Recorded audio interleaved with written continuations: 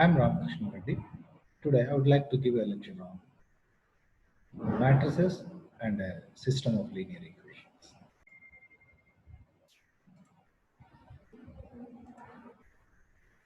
What is a matrix? A matrix is a mere arrangement of elements falling along a horizontal line. We call them rows, and elements falling along the vertical lines. We call it as columns.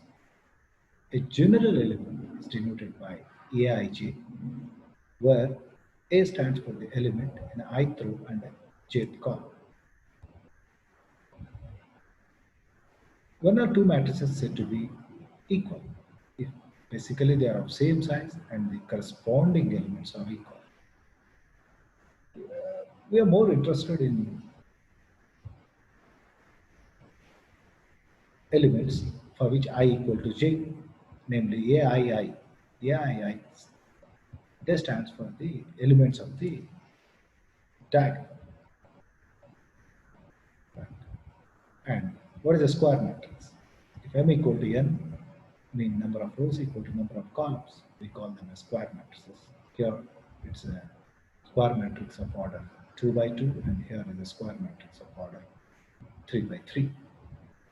And what is a diagonal matrix? Just a diagonal is if all the elements above and below the principal diagonal are 0, then it's called a diagonal matrix. What is a scalar matrix? Further, basically it should be a diagonal matrix. Further, if all the diagonal elements are equal, then we say that it's a scalar matrix. Further, if that scalar happen to be 1, then we call it as an identity matrix. A is a 3 by 3 identity matrix. B is a 2 by 2 identity matrix. Usually we denote it by I3 or I2, or in general, n square matrix is denoted by In. What's a zero matrix? If all the elements are zeros, then it's called a zero matrix. Right. What is a negative matrix? A negative matrix is denoted by, if A is a matrix, its negative matrix is denoted by minus A, meaning you just multiply every element with a negative sign, then you get a minus A. What's an upper triangular matrix? If all the elements below the principal diagonal are 0, then it's called the upper triangular matrix. Similarly, if all the elements above the principal diagonal are 0, then it's called the lower triangular matrix. What's the transpose of a matrix? Interchanging rows and columns, we get a transpose of a matrix. If A is a matrix, then its A transpose is denoted by A transpose, and A transpose is obtained by writing its rows as columns.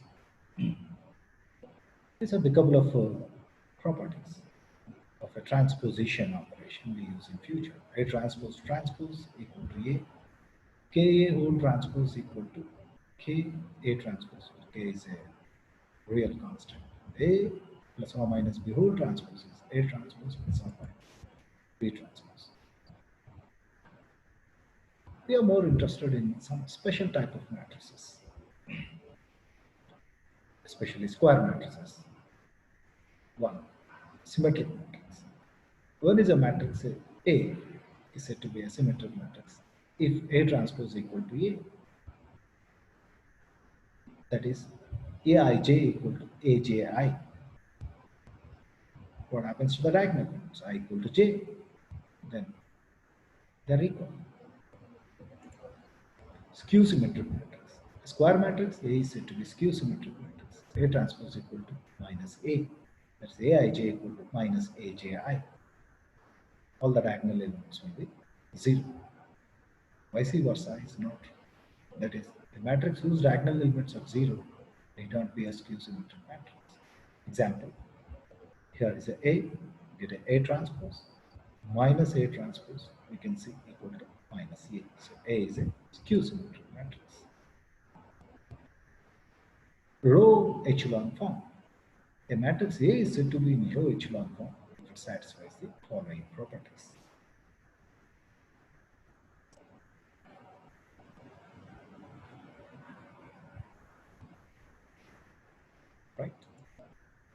Example. Yeah, in the process, when we perform elementary operations, we come across a row of zeros. We place them at the bottom, and the leading ones, what we call pivots. What is a reduced row echelon form?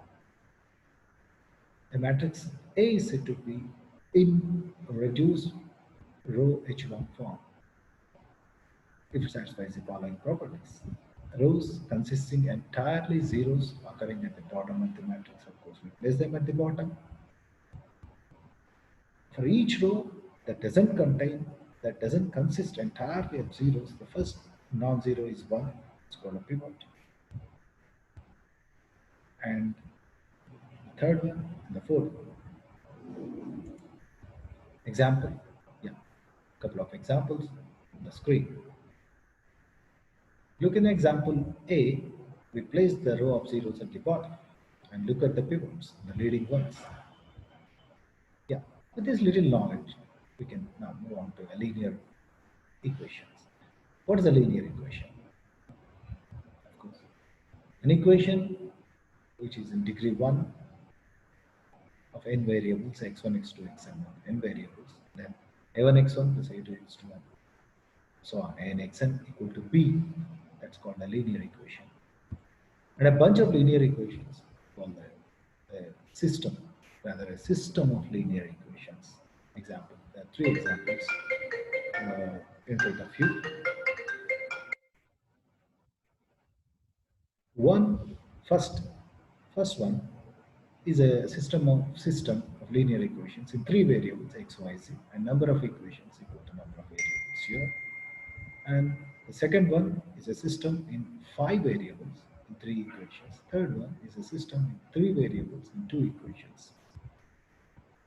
For the sake of brevity and for a mathematical treatment, uh, if we write this system of equations, which is in algebraic form, by a matrix equation, then we can write it in by single matrix equation like Ax equal to B, where A is a matrix of coefficients and X is a column vectors of variables and B is a column vector of right side elements. Right? What do you mean by solving a system of linear equations? Finding a set of values for the variables x, y, z, in this case, satisfying every equation of the system, then we say it's a solution. Then, if it has a solution, then we say the system is consistent. Else, we say that the system is inconsistent. Right?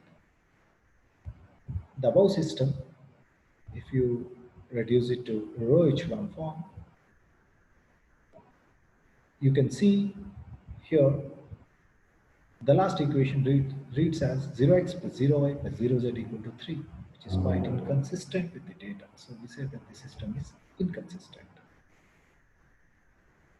If we cannot find a set of values for the variable satisfying every equation, then we say that the system has no solution. If the system has no solution, then the system is said to be inconsistent. Sorry. Yeah. Geometrically, this is what happens. Each here equation in three variables represents a plane. All of them intersect at one point, common point. Then we say that it has a solution. If they don't intersect at all, then we say that.